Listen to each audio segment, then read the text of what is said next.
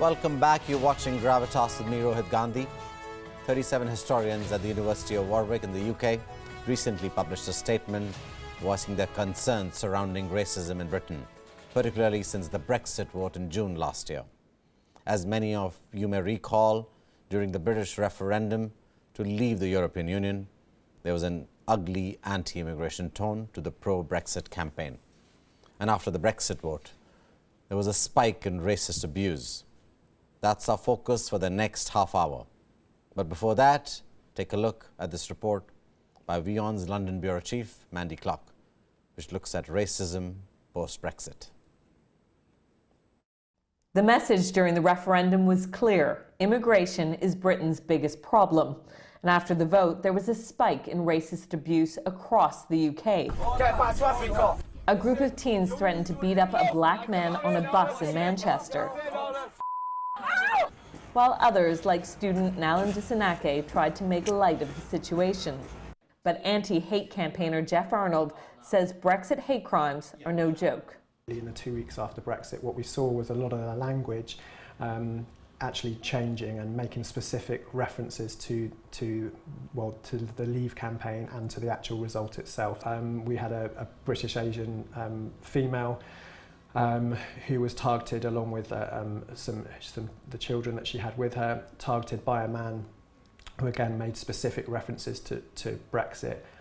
You need to leave the effing country. He then spat at the victim. Official figures of 31 police forces from across the UK show a rise of reported hate crimes of 41% after the Brexit vote. But that's not the true figure, because many victims of racial or religious abuse will choose never to report it. People on the streets of London say they don't support violence, but some do see immigration as an issue. They're getting the wrong type in. Sorry, that is it. And I think they should stop it altogether now. I think it's just a scare tactic, really, to say that it's immigration that is hurting our schools and our NHS and that kind of thing. The Brexit vote has left the country divided, but many hope that tolerance will prevail. Mandy Clark, WION, London. Let me go across to Mandy Clark, our London Bureau Chief, on this. Mandy, you live in London. Is racism, anti-immigrant sentiment visible today?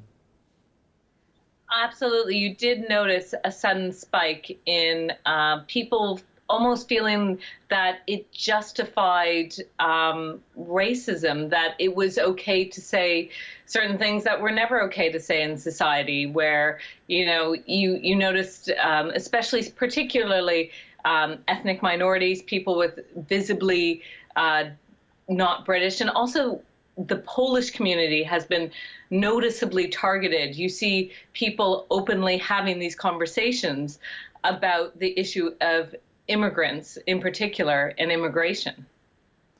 Mandy, I remember before the pre-Brexit debate, one of the challenges was the Eastern Europeans that had come across into England, and that was one of the biggest challenges. But there are a tremendous amount of South Asians there as well, a lot of them from India, in fact. Explain to us the racism that may exist when it comes to South Asians, or is that a different story?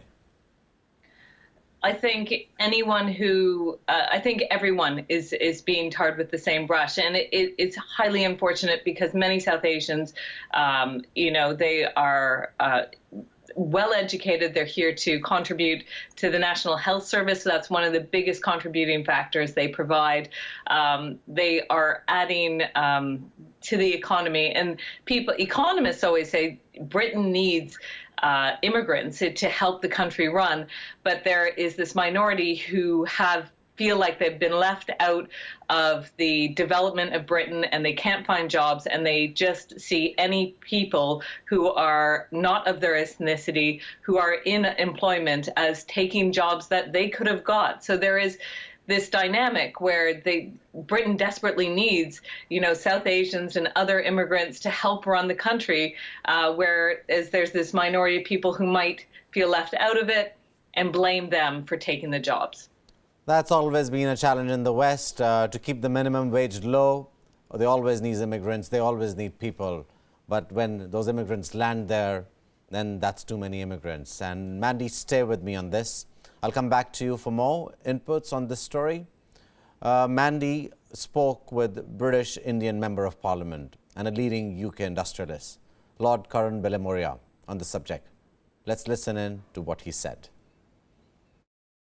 I think that what has happened as a result of what I call the wretched referendum, the hate crime and the racism is real. I personally, for 3 decades, never experienced any racism in Britain. I've received numerous amounts of racism, hate crimes, tweets, emails, letters, and people hide behind tweets.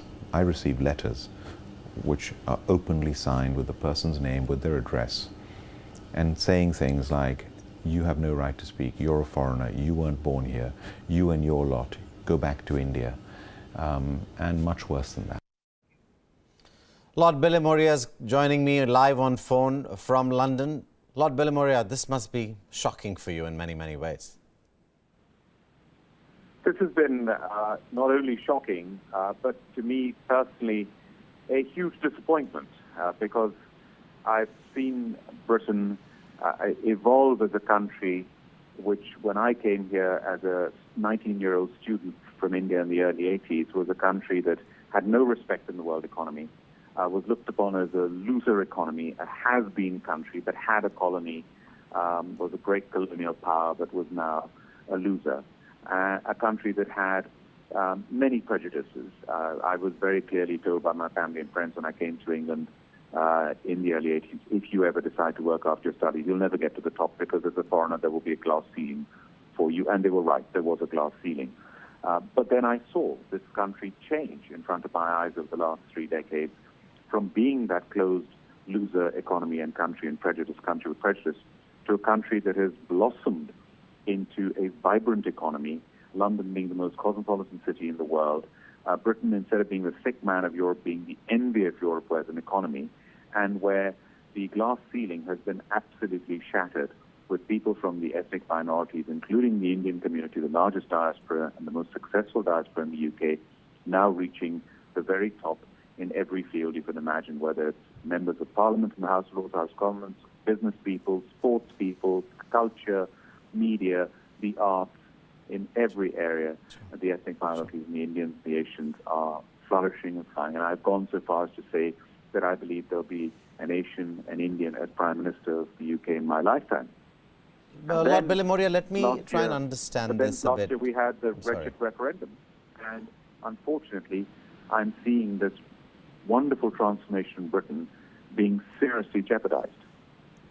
Lord Belemoria, if I may interject there, can you please let us understand from your immediate, let's say around work, is that changing on a daily basis? Do you see changes happening around you where you work, where you live? What's going on? Well, what has happened is what I was saying earlier in the earlier interview, as a result of the referendum, in the build-up to the referendum, and actually a lot is happening after the referendum as well, is there now seems to be, because of the referendum, people are being openly racist. There is hate crime. There is an anti-immigration feeling. And there is a complete lack of appreciation of migration in this country and immigration that has benefited this country. And instead, immigration is seen as a big negative. And immigration was one of the major reasons why the Brexit vote took place. And instead of seeing the good in immigration, which has benefited Britain and its culture and its economy, it's the bad part of immigration, the illegal immigration, the migration crisis that is taking place in Europe. That is the side of immigration. And the intolerance, whereas Britain had really become not only a tolerance country, it was where diversity was being celebrated. It was going beyond tolerance. And now, sadly, we've got this anti-immigration feeling, and I think it is so wrong. And I think we need to nip this in the bud because it is very, very dangerous. And it doesn't help that you have parties like UKIP that are openly anti-immigration. They are blatantly anti-immigration. And then the right wing of the Conservative Party, unfortunately, plays up to this UKIP tune And in many instances, you find the right wing of the Conservative Party going beyond UKIP. You have cabinet ministers now saying that if you're not for Brexit, you're not British. You're not for Britain. I mean, what a ridiculous statement to make, that you're linking voting for Brexit with being voting for the country, which is so wrong. Sure. Do you worry about the future of South Asians there, and even your own family being in the UK long term? Do you think this racism is here to stay, or do you think the Britons will fight back? I am a great believer in Britain and the British people as a country in the long term. This country has been tested to the limits. It not only survived the Second World War, not only stood up, but then in the end, with the help of the Americans, and the Allies, helped to free Europe. So Britain has been a fundamental country at the heart of Europe. It's always actually supported Europe, not only in the First World War, but in the Second World War. So Britain has been a cornerstone of the peace that has existed in Europe for over 7 decades now. And the European Union has been a big part of that. Yes, of course, NATO is as well. So I have faith that in its role, and it's respected around the world for its sense of fairness and justice. The legal system is known and respected as the fairest in the world, the most respected in the world. I don't think that this will be a lasting, because I think Britain has evolved so much over the last 3 decades. People will not put up with this sort of racism. And the anti-immigration feeling, I'm hoping the debate will come round to people actually respecting the good in immigration and realizing, for example, that even if we leave the European Union, we will still need skilled and unskilled workforce from the EU, whether it's in agriculture, the hospitality industry, City of London, in construction. We will need the 3 million plus European Union workers that live in Britain for the benefit of our economy, and we need to appreciate it, including the public services. They're not a burden on the public services. In fact, they are the backbone of the public service. In the national health and care sector alone, 130,000 people from the European Union work in it. So this debate has been completely wrong-headed and been portrayed in the wrong way. Sure. Thank you very much, Lord Bilimoria, for joining us. You know, the whole idea of the globalized world was built on this, saying that let's create a globalized world. People, goods, services can move freely, but certainly looking backwards may not be a great idea. I also have with me on the phone line from London, Dr. Swati Dhingra, lecturer at the London School of Economics. Like most of the schools in the UK, LSE2 has students from all nationalities. What's been your experience there, Swati? Do you think racism is rampant? I think definitely we know from the statistics that racism has gone up. If you look at the police statistics on what the change in hate crimes has been, there's been about a 40% increase since the Brexit vote. So in that sense, this is somewhat of a chilling piece of information, because what it's saying is that the vote has somehow made it okay to do these things, which potentially earlier there were still feelings against immigrants, but they weren't allowed to surface the way they have now. Swati, have there been student complaints post-Brexit? I think a lot of my students were shattered after the Brexit vote, mainly because, of course, these are metropolitan, educated young people who tend to be much more pro-European Union than the rest of the population. But I think what really has been very, very disturbing at the LSE here, as well as other universities, is that a lot of our student and faculty pool comes from foreign countries, particularly the European Union. And that's one of the reasons you're able to attract a lot of talent, because it's a way of attracting people back from, say, the United States, from elsewhere, to let them come here and be in Europe and still be at a really world-class institution. All of that is sort of going to get jeopardized if heavy restrictions on immigration come into play, and if there's generally a sentiment against immigrants. Do you feel uneasy, uncertain about what reaction you could get outside in public when you go out? I think years and years of living abroad has made me quite thick-skinned, but I think there are people who've suffered much more than me. I tend to be more educated than the average immigrant, so in that sense, I don't see much of that myself, but I do see the numbers, and the numbers clearly show that there has been a sharp increase, and this is why in the future we are going to do more research on hate crimes as well. So what you're saying is it's not really in your face, but obviously the numbers and the complaints show you that it exists and it is growing. I think what I'm saying is that I haven't experienced it personally, but I think it's not just that it's something that's hidden under the surface and it's not in your face. I think any more racism is typically not in your face. It happens through things like you never end up in the right jobs, in the right places, merely because you belong to a certain ethnicity. And that's really what's disturbing. And that sort of social immobility might get perpetuated by these anti-immigrant sentiments. Thank you, Dr. Dhingra, for joining us for this. I'm going to go back to you, Mandy. Mandy, give us a little bit of a sense. Do you think there is angst even amongst Britons themselves saying that this is not the Britain we wanted to see? Yes, I certainly think there's a large segment of the population. Remember, this vote was very tight. It was 54 to 48, 46. It was a very, very tight vote. It split the country. Major centers of populations, London, Manchester, of course, Scotland, they all voted to remain in the EU. And so there's a lot of people saying these racist attacks don't represent us, don't represent British values, but they still go on. And it has allowed this ugly element of society to come out through the seams. And what a lot of people are hoping that there was a planned neo-Nazi march shortly after Brexit, but then there was an anti-fascist league, so pro-conduciveness, anti-fascism, who fought against those. So there are elements of society who do say this is not us, and we are a united, multicultural Britain, and this is our image going forward. But how do you fight against these racist attacks? Some have been horrific. There was one case where a Polish man was beaten to death, another case where a woman who was a different skin color, they didn't say what her ethnicity was, but she was kicked in the stomach and she lost her baby. These are horrific crimes that are happening, and they are happening post-Brexit.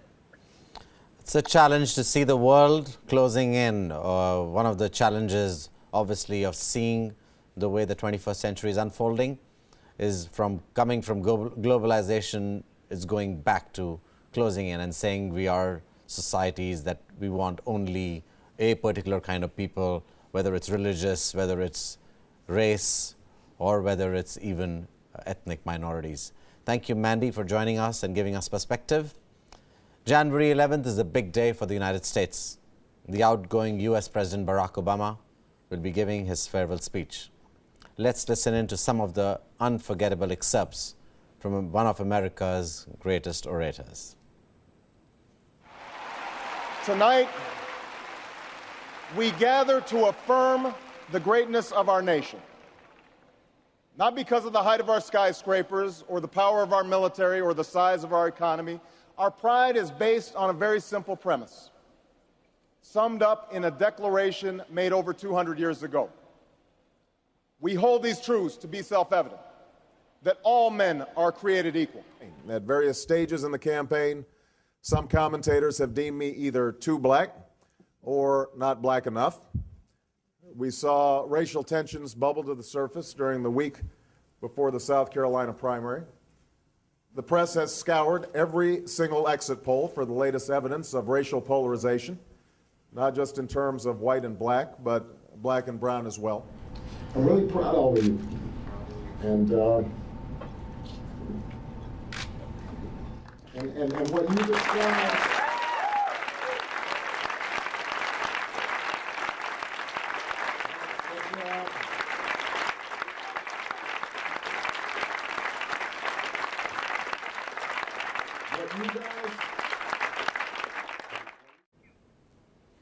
One of the big steps the United States took was to vote in a black president. And that in itself was a big, huge departure. This time people talked about a first US president, which was going to be a woman, but it wasn't to be. But don't forget to tune in to the live, uninterrupted coverage of the outgoing US President Barack Obama's final address on WION tomorrow at 7:30 a.m. That's all I have for you in this edition of Gravitas. This is me, Rohit Gandhi. Good night and good luck.